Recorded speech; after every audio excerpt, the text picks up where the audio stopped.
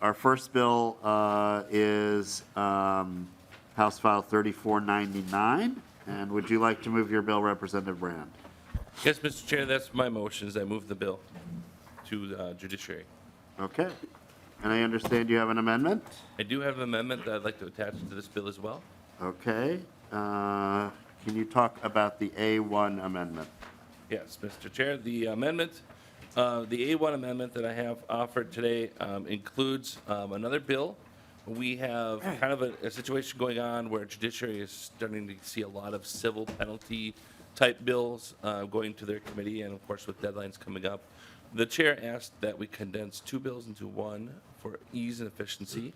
And so since they're both going to go to judiciary at the same time, and they're both related to locomotives and train engineers and that sort of thing, we're going to combine them. So this bill actually that's going to be amended onto the train link bill has a requirement for insurance, specifically a cost of $5 million. And of course, there's a penalty with that, civil action penalty as well. So that's the amendment. Okay, are there questions or discussion?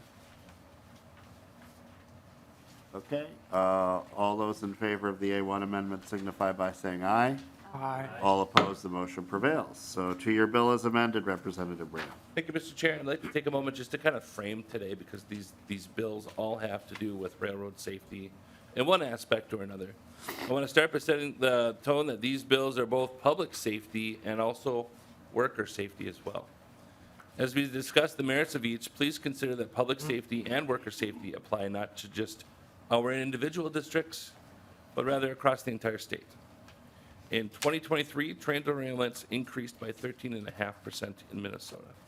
That means we are headed in the wrong direction when it comes to both public policy and worker safety in Minnesota.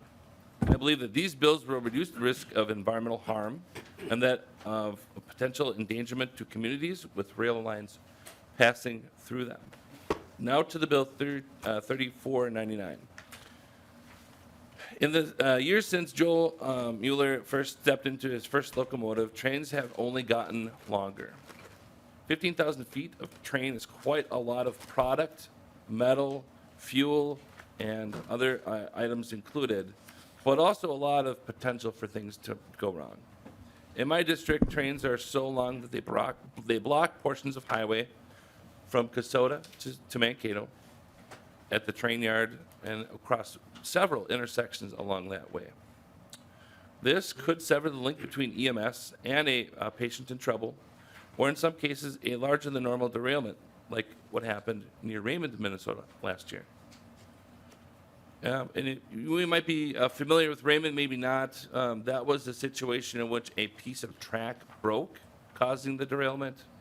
There were several cars full of benzene, which is a known cancer-causing chemical. And according to a November 2023 WCCO report, months after the derailment, soil and groundwater continued to be contaminated with benzene. Also included in this bill, as we mentioned at the top when we amended the bill, is an update to 2010 statute covering a $5 million policy rather than a $1 million insurance coverage. Things cost more than they did in 2010. I mean, go to the grocery store and try to find anything that was the same price as it was 14 years ago. Costs associated with the crash also have gone up. Things like lost wages, lost ability to earn wages, medical bills, and worse. Nick, who will also be here to testify, can articulate exactly why acting now is in the best interest of the workers. So with that, I will turn my time over to testimony, and I'll be here to answer questions. Thank you. First on our list is Joel Mueller. Again, welcome to the committee, Mr. Mueller, and you could keep your remarks around the 2 or 3 minute time frame. That would be great. Sure. Chair Hornstein, members of the committee, I want to thank you for allowing me to speak today. My name is Joel Mueller, and I'm with the Brotherhood of Locomotive Engineers and Trainmen. As Representative Brand has stated, train lengths now exceed 15,000 feet. When I began my career 28 years ago, train lengths averaged around 6,000 feet. As a locomotive engineer, every day I see the negative impact long trains have on Minnesota communities, cutting cities in half and blocking first responders from getting to those in need. Minnesota's rail infrastructure is not designed for trains of this size. Yards and terminals have the capacity to handle, do not have the capacity to handle 2 to 3 mile long trains, which delays other trains waiting to arrive or depart those terminals. Most sidings in Minnesota's rail network are not big enough to handle the trains of this size and force other trains operate along that corridor to wait for hours at a time.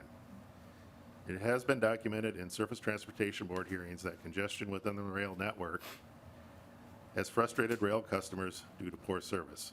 This has caused rail customers to divert shipments to trucks, which are less efficient and lead to higher greenhouse gas emissions. Locomotive engineers are also reporting higher failures of equipment due to the extreme forces that the rail equipment is under. Poor placement of distributed power locomotives have added to these concerns. After several derailments involving long trains, the Federal Railroad Administration issued 2 safety advisories highlighting concerns with train length and train makeup. These documents advise railroads to amend their antiquated policies regarding train makeup and improve training for new and experienced locomotive engineers. I urge caution when considering the data and statistics the rail carriers will provide this committee. Training continues to be the bare minimum required under federal regulations. Train crews are often instructed to ignore company policies and procedures that take into consideration proper train makeup, allowing trains to depart their originating terminals that are not in compliance. When employees raise concerns of this practice, they face harassment and intimidation from railroad management. This tracks with news reports of the same experience railroad employees from other crafts, such as track inspectors and mechanical employees, have experienced. Considering railroads are struggling with a public image problem in regards to safety and derailments, one would think they would be actively pursuing solutions. Sadly, that is not the case. They are working hard to stop any congressional action or federal regulation. Railroad safety is stalled in Congress. The Federal Railroad Administration refuses to act on this issue. Following the Norfolk Southern derailment in East Palestine, Ohio, we have seen little action from rail carriers, the FRA, or Congress in the realm of rail safety. Do not be fooled by the carrier's argument that train length is federally preempted. This is the same argument we hear whenever we ask the state legislature to consider common sense railroad safety legislation. The Federal Railroad Safety Act is a relevant statute in the arena of train length, not the Interstate Commerce Commission Termination Act. The Federal Railroad Safety Act gives states broad authority to regulate railroad safety where the federal government falls short. Neither federal regulators If you nor could wrap Congress up, has made that would be helpful. Pardon me? Yeah, can you wrap up Oh, your sure. testimony? Yep. Sorry. The carriers' attempts to downplay risks posed by their operations cannot go unchallenged, especially when the stakes are so high. This is common sense legislation rooted in industry best practices and would have very little impact on the railroad's bottom line. I want to thank you again for the opportunity to speak today. Thank you very much for your testimony. Next, we have Nicholas Kadich. Mr. Chair, Yes. will you be asking, Mr. Chair, would you prefer questions at the very end after testimony? Yes. Thank you. And that is why we want people to be very efficient in their testimony. Thank you. Proceed, please state your name for the record and proceed with your testimony. Good morning, Chair Hornstein and committee members. My name is Nick Kadich, and I am the Minnesota Legislative Director for Smart Transportation Division, representing conductors, engineers, and yardmasters. And I'm kind of excited to be here for Railroad Day, so thank you for having me. The motor carrier language being added or added now to House File 3499 is pretty straightforward. Minnesota Statute 221.0255 is a great law protecting railroad workers. Some railroads have been encouraged by it since 2010 and moved into compliance voluntarily. But others boldly claim Minnesota law does not apply to them. This language adds enforcement penalties to the existing law in order to compel compliance from the offending railroad companies and raises a minimum insurance requirement to a more modern number. Railroad crews spend a lot of time in deadhead transportation, more than most people outside the industry think. This usually involves a railroad subcontracted crew hauling company. As railroads moved away from employing their own staff and vehicles to transport train crews, this statute became necessary to set a safety standard for what these contracted vehicles needed to be and the insurance requirements they had to carry. Railroad workers are not covered by worker compensation laws. They are part of the Federal Employers Liability Act, which is a fault-based system where an injured employee must sue the railroad and prove negligence. If an employee is injured while at work and the railroad did nothing wrong, the employee is entitled to nothing. This is why uninsured, underinsured motorist coverage is so important to us. The $1 million uninsured, underinsured motorist does not make sense in the year 2024, and it's a math problem. A crew van hauling a conductor, engineer, and a trainee, let's just say, is T-boned by a drunk driver who ran a red light. All the crew members in the van suffer career-ending injuries. The drunk driver was not insured. So here's the math problem. The engineer had 10 years to retirement, the conductor 20, and the trainee 30. At $75,000 a year, just the lost wages would be $4.5 million before we even consider the van driver or medical expenses. This insurance requirement protects railroad employees when they are passed off to the care of subcontractors by railroad companies. And I urge you to support this. Thank you very much. Thank you so much for your testimony. Appreciate it. Next, we have Amber Backus.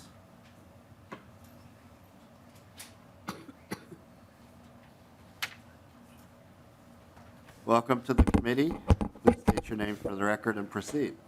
Certainly. Thank you so much, Mr. Chair and members. My name is Amber Backus, and I'm the Executive Director of the Minnesota Regional Railroads Association, the trade association representing 4 Class 1 and 14 regional and short line railroads who ship and deliver over 2 million carloads of commodities and goods safely and efficiently over 4,373 miles of railroad track. Safety is at the forefront of the operations of the railroad industry, and for the last 80 years, railroads have operated millions of trains exceeding 8,500 feet without incident. In fact, a recent report from the Alliance for Infrastructure and Innovation, an independent think tank, found that Federal Railroad Administration data on train accidents and crossing incidents does not provide strong evidence that increasing train lengths correlates with safety concerns as measured by train accidents. In fact, they posited that there may even be weak evidence to the contrary, that accidents continue to decline as trains increase in length. By limiting train length, as the bill does, there will be more trains needed to move materials and finished goods. The greater number of trains will interact more with the public at crossings, potentially leading to more accidents. And the Alliance for Infrastructure and Innovation report also noted that having more trains may also block crossings more often as they wait for the signal to enter rail yards or for another train ahead to clear the track or siding. And beyond increasing congestion on rail lines, more trains also means more fuel consumption and corresponding greenhouse gas emissions. For these reasons, we'd ask you to oppose the train length provisions, but since I have 2 minutes and we have 2 bills in one, I'm going to quickly pivot to crew vans. Okay. And just speak to the provision regarding the increase in the minimum the liability coverage for uninsured, underinsured policies. Current law in Minnesota for other carriers of people is a $50,000 coverage. The underlying bill's already at $1 million. That's 20 times more. Meanwhile, federal and state law requirements for passenger vans of 15 passengers or less is $1.5 million total financial responsibility. The underlying crew van bill is $6 million, and the amendment takes it to $10 million. I don't understand that rationale, and I also have a letter from the Insurance Federation of Minnesota stating that such coverage isn't available on the marketplace, which would make it impossible for us to find the crew vans needed to safely support the crews from the trains back and forth. So for those reasons as well, we would ask you to oppose that provision and suggest a referral to Commerce Committee too. So if there's a page that could pass out this letter from the Insurance Federation, Sure. that would be helpful. That'd be great. Thank you, Ms. Thank Backus. Next, we have Jason Colley. I hope you can correct my pronunciation if I did not get that correct. Okay. I stand corrected. Welcome to the committee. Good morning, Mr. Chair and committee. My name is Jason Tahuli. My testimony reflects HF 3499 as introduced. I'm a certified locomotive engineer for Union Pacific Railroad. I was hired 29 years ago as a conductor, and today I'm the Director of Operating Practices and Rules in Union Pacific's Safety Department. Over the past 4 years, Union Pacific has tasked the Safety Department with many major initiatives, including reducing mainline FRA reportable derailments and blocked crossings. As a result, Union Pacific set records in both mainline reportable derailments and block crossing reduction in 2023. We accomplished these goals by using data and leveraging technology. Regarding derailment prevention, Union Pacific has developed Physics Train Builder, or PTB. PTB is technology that in real time simulates the physics of mass and movement, or what is referred to in the industry as in-train forces. Trains are like accordions. They expand and contract as they traverse the topography of the track. This expansion and contraction creates in-train forces known as buff and draft. Draft forces are pulling forces, while buff forces are squeezing forces. If these forces are not controlled, cars can be lifted out of the train, causing derailment. PTB calculates the in-train forces before the train ever departs and as the train is tracked across the system. If the predicted forces are beyond our tolerance limits, an alert is created and sent to either our dispatch center or our yard controller so corrections can be made. Since the installation of PTB, Union Pacific has not experienced a single train makeup derailment or train length derailment using PTB. In conclusion, train size limitations will have no effect on derailment prevention, as it will do nothing to control the physics associated with mass and motion. Managing these forces is the key to derailment prevention, not train length limitation. Thank you, Mr. Chair and committee. Thank you very much for your testimony. Next, we have Travis. I'm not going to, I'm 0 for 1 on last. Travis will state his name for the record, and we'll proceed. Thank you. My name is Travis Owsley, and I represent BNSF Railway Company, and I appreciate the opportunity to speak with you today about House Bill 3499 and why we believe it may be unenforceable under federal law. For over a century, railroads have been subject to what the United States Supreme Court has described as one of the most pervasive and comprehensive schemes of federal regulatory schemes. In 1887, Congress created the very first federal regulatory agency to regulate railroads. Today, 2 federal agencies are principally dedicated to regulating railroads: the Surface Transportation Board, which has exclusive jurisdiction over rail transportation and how carriers operate their networks, and the Federal Railroad Administration, which seeks to ensure nationally uniform standards governing railroad safety. The purpose of these agencies and the body of federal law they enforce is to promote interstate commerce by ensuring a fluid national network free from a confusing patchwork of state and local laws. I want you to imagine a freight train carrying essential goods like seed and fertilizer or chemicals necessary for water treatment. That train begins its trip in California and travels the country in accordance with federal safety standards, but stops short of Minnesota to remove cars to comply with Minnesota law. Shipments are delayed and track capacity is taken up by cars waiting for another train to get to markets in Minnesota. Inventories run lower, and Minnesota shippers incur greater expense to purchase or lease more cars to account for longer car cycles. This is the scenario that the Supreme Court had in mind when they ruled that state legislation mandating maximum train lengths was unconstitutional in 1945. Since then, no subsequent court ruling or congressional enactment has abridged this ruling. Indeed, the enactment of the Interstate Commerce Commission Termination Act of 1995 only reinforced this principle when it placed exclusive jurisdiction over rail operations with the STB. House Bill 3499 may be a well-intentioned effort by the state of Minnesota to address perceived safety concerns. However, it is also an effort by the state of Minnesota to regulate something that Congress and the courts have long said it may not, and therefore it would not withstand a legal challenge. Thank you. Thank you for your testimony. And finally, we have Larry Lloyd.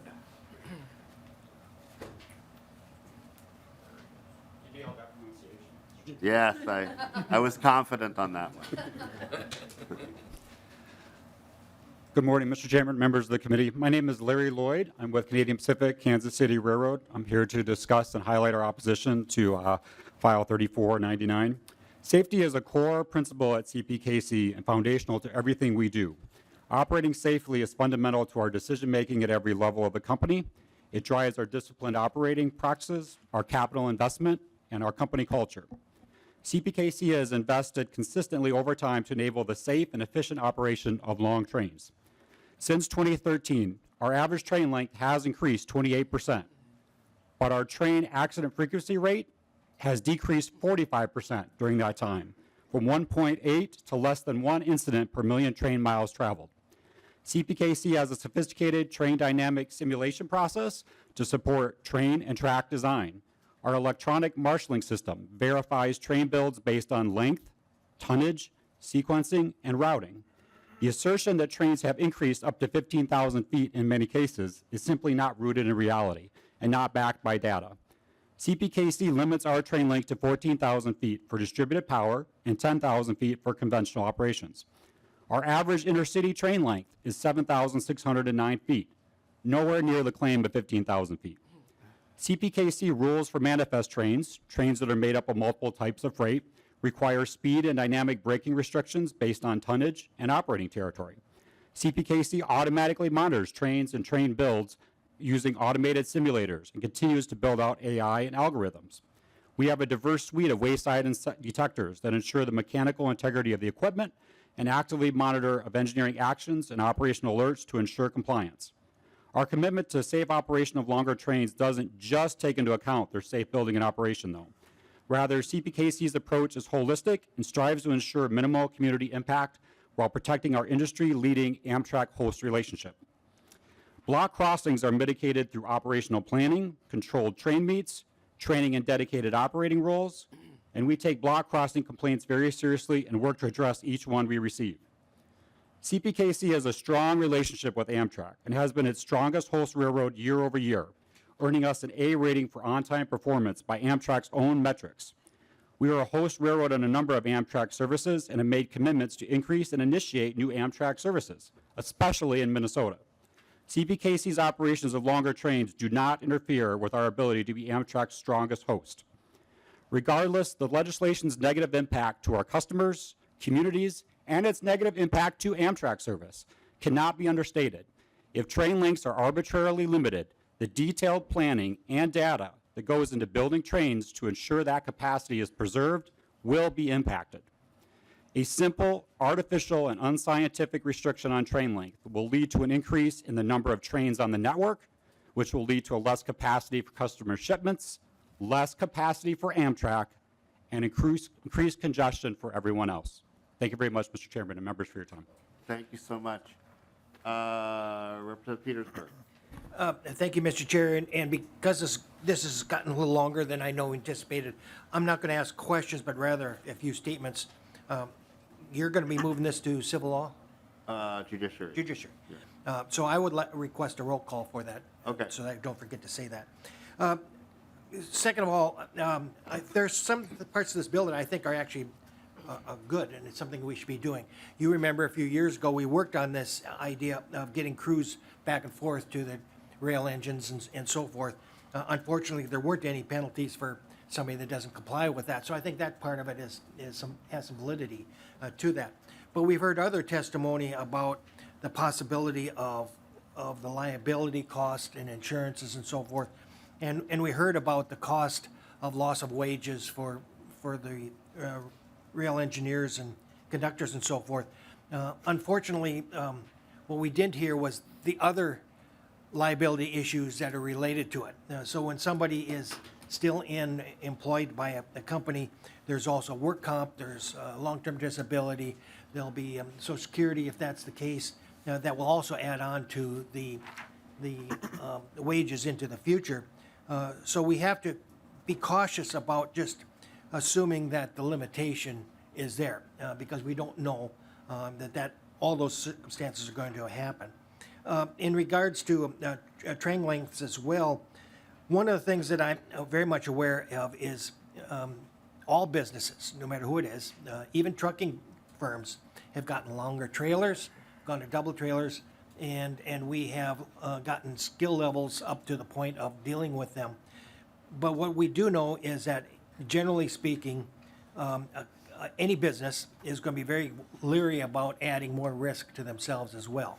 And so if some of these longer trains, some of them may be empty, meaning that they're not actually carrying any more weight, they're just longer. Those are all things that we should be careful about dictating to a business that's controlling it, especially when we're understanding that this is a federal issue. It feels very much to me, this meeting, kind of directing and arbitrating between school board employee relations as well, between the unions and the school board, because it seems like this is more an issue that should be negotiated between the parties. And so I'm requesting a no vote because I don't think it's quite ready. I think we have a lot of issues that are beyond this, and I think I think the next committee is going to struggle with those same issues, so I would recommend a no. Thank you, Representative Petersburg. Representative Kraft. Thank you, Mr. Chair. So I would just like to get a comment on the point that was raised about this being federally regulated and we can't do this. First I've heard of that. So I Representative just like Brown. to understand that. Yeah, in preparation, I took a look at some of the laws surrounding preemption, and I know that in 1970, the federal government passed the Federal Railway Act, giving states broad authority to regulate railroad safety where the federal government falls short. And the federal government has not weighed in on train length yet. And so I want to make that abundantly clear that although there is preemption in certain cases, there's also a law in the books from 1970 saying that the states have the ability to do so if the federal government has not done anything to take action on these things. I do know that railroads, they've mentioned in their testimony about the preemption. And then also rail carriers in Minnesota, they're putting, honestly, we're talking about public safety again. So we're putting communities at risk when we're talking about these longer trains with more volumes of items. And so, although it is one of those questions where we talk about efficiency, and I understand everybody's trying to be more efficient over time, when we talk about logistics of moving things from coast to coast and from coast to the interior, it is important to note that there are limitations, and there should be limitations, I think. Thank you. I think we have a representative from the railroads, and then Representative Murphy, and then we'll do a roll call vote. Thank you, Mr. Chair, Representative. To provide a little more detail on the point about how federal law governs train length. Correct that there is not a statute specifically speaking to a maximum permissible train length.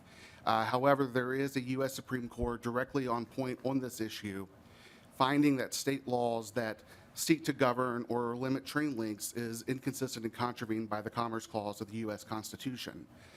Second, the Interstate Commerce Commission Termination Act of 1995, while it doesn't speak specifically to train length in it, it does empower the STB, the Surface Transportation Board, with exclusive jurisdiction over rail operations, including scheduling, train operations, et cetera.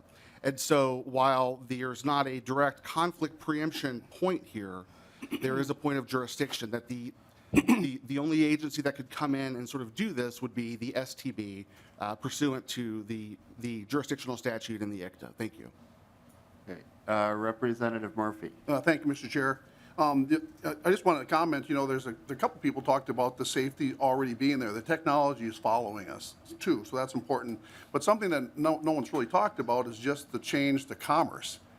So I deal in agriculture. When it comes to grain and fertilizer, those are times of the year that we need to have the ability to move masses. And I see this as being a huge negative impact for agriculture. And even our energy, a lot of our energy follows the same uses trains to be transported. And I think those could have an impact negatively on consumers. So I just want to make that point. Thank you. And a final comment, Representative Petersburg? Thank you, Mr. Chair. I think that was taken care of. I believe there was case law in regards to an Arizona law that tried to prohibit train length that was struck down by the Supreme Court as well. Thank you. Okay.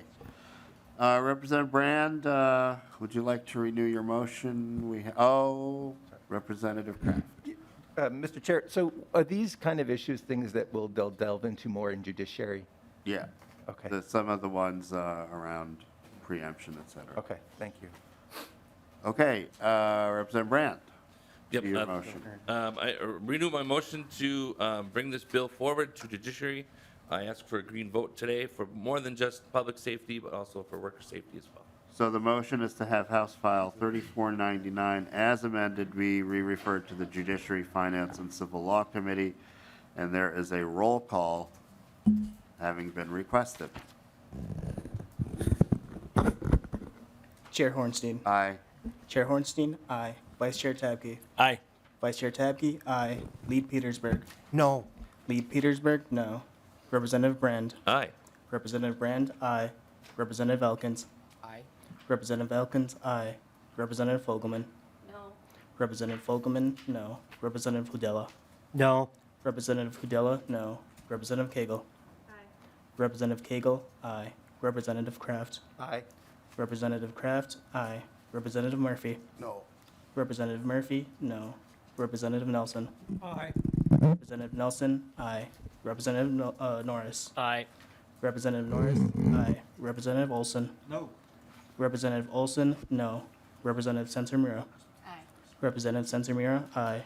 Representative West. No.